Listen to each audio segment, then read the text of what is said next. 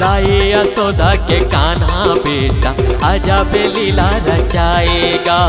दाई यशोदा के कान्हा बेटा अजब लीला रचाएगा।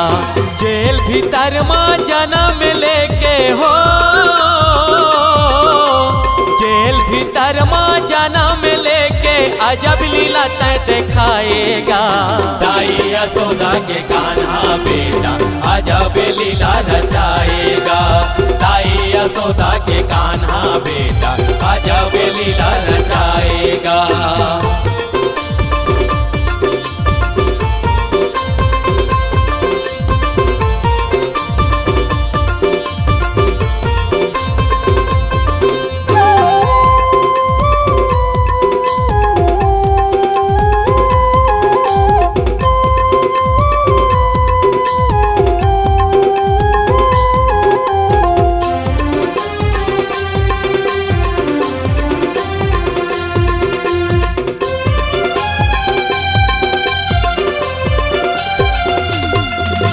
मथुरा माता जन्म लिए कान्हा देवकी के ललना कहाए।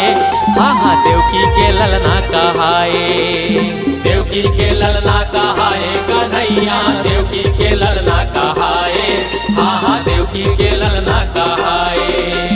नंदे यशोदा पालन करे गोपाल नाव धराए।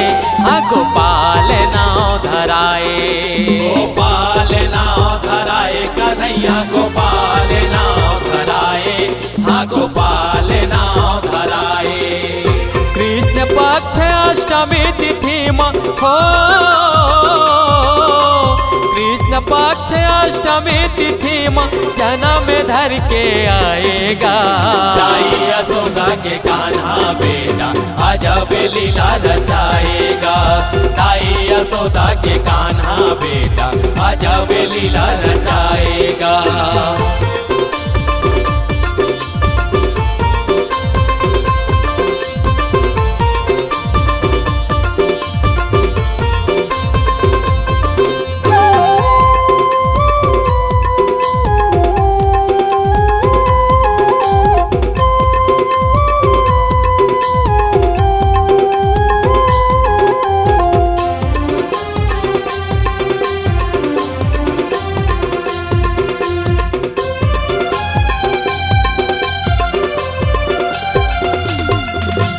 गोकुल मथुरा माँ बालीला करे गोपे ग्वालिन मोहाए।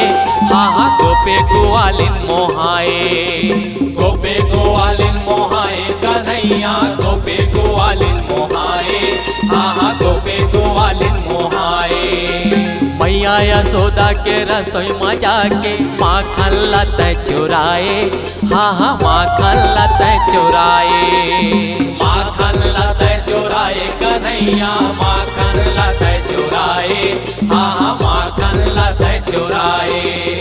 कालिया नांगल मार के तैहा हो, कालिया नांगल मार के तैहा मथुरा भर माया लुटाएगा। दाई यशोदा के कान्हा बेटा अजब लीला रचाएगा। दाई यशोदा के कान्हा बेटा अजब लीला रचाएगा। जेल भीतर माँ जन्म लेके हो, जेल भीतर माँ जन्म लेके अजब लीला तय दिखाएगा। दाई यशोदा के कान्हा बेटा अजब लीला रचाएगा। दाई यशोदा के कान्हा